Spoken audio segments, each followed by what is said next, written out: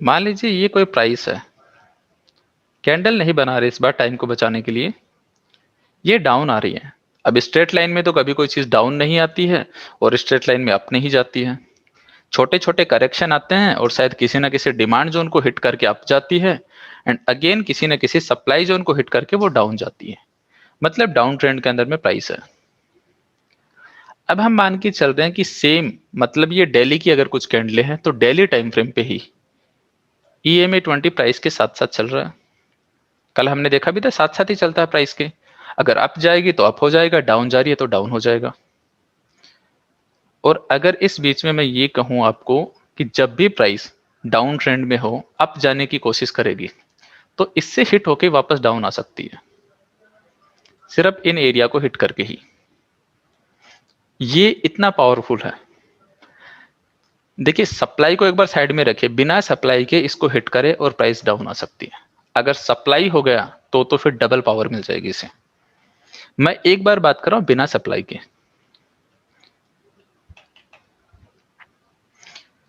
जैसे ही प्राइस एक जगह पे रुक जाती है, कल हमने देखा प्राइस एक जगह पे रुक जाएगी तो EMA20 उसके बिल्कुल पास आ जाता है, कुछ इस टाइप से। अब प्राइस रुकती क्यों है? किसी भी वजह से रुक सकती है। हो सकता है कि एक बार ऐसे ही रुक गई हो, अब वापस से डाउन जाने लग जाए। और हो सकता है कि कोई मंथली का डिमांड जोन हो या क्वार्टरली का डिमांड जोन हो, कुछ इस टाइप से।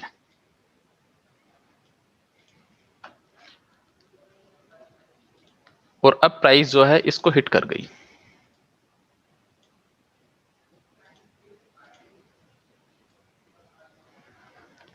इसको हिट करते के साथ ही जब भी प्राइस एक स्ट्रॉन्ग डाउन ट्रेंड में हो और वो किसी भी मंथली या क्वार्टरली डिमांड जोन को हिट करे, तो मैं आपको बताऊं, एक बार के लिए एक स्पाइक आ सकती है प्राइस में अच्छी खासी। बट ऐसा नहीं है कि ये रिकवरी एज इट इज हो जाएगी, मतलब प्राइस इमीडिएटली यहां पे पहुंच जाए। ऐसा बहुत कम होता है। मतलब 80-90% केस में प्राइस वहीं रुक जाती है। मंथली या क्वार्टरली की प्रोक्सिमल को हिट करेगी, एक बार के लिए उसमें जंप आएगा, बट अगेन वो रुक जाएगी। जंप क्यों आया है? क्योंकि प्रोक्सिमल लाइन के ऊपर में सबसे ज्यादा पेंडिंग ऑर्डर है, न्यू प्रोफेशनल ट्रेडर भी बैठे हैं वहां पे एंट्री लेने के लिए। तो एक साथ में एक ऑर्डर लगेंगे और प्राइस को आप भेज देंगे। बट सेलिंग प्रेशर कंटिन्यू था प्राइस में, तो क्या होगा, बायर और सेलर की फाइट होगी। क्योंकि सेलिंग प्रेशर कंटिन्यू है, बायर सेलर की फाइट चल रही है, उस वजह से जितने दिन तक फाइट चलेगी प्राइस वहीं की वहीं रेंज बाउंड हो जाती है। 80% स्टॉक्स में आप देख लीजिए यही स्टोरी है, प्राइस एक जगह पे रेंज बाउंड हो जाएगी।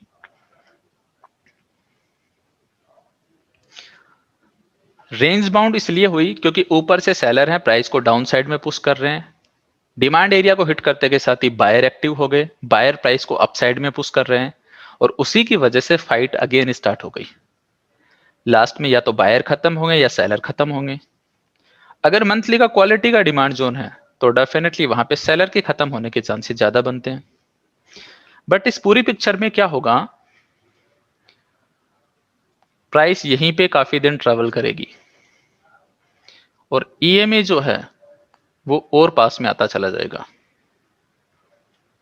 मतलब बार बार EMA को हिट करेगी, हो सकता है हल्की सी उससे ऊपर निकले, अगेन डाउन आ जाए, अगेन अप निकले, अगेन डाउन आ जाए, बिल्कुल पॉसिबल है ऐसा।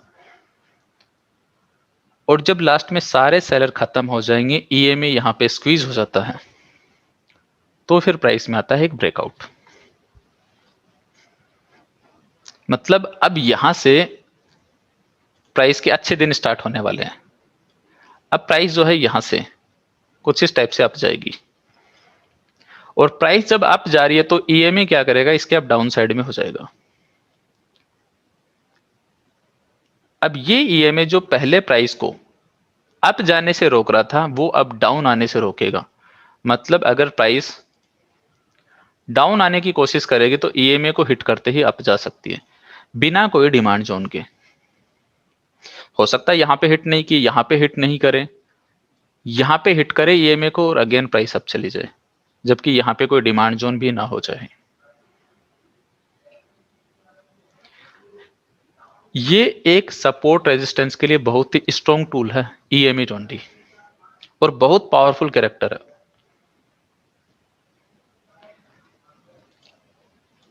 आज के दिन आपका होमवर्क ये रहेगा कि इस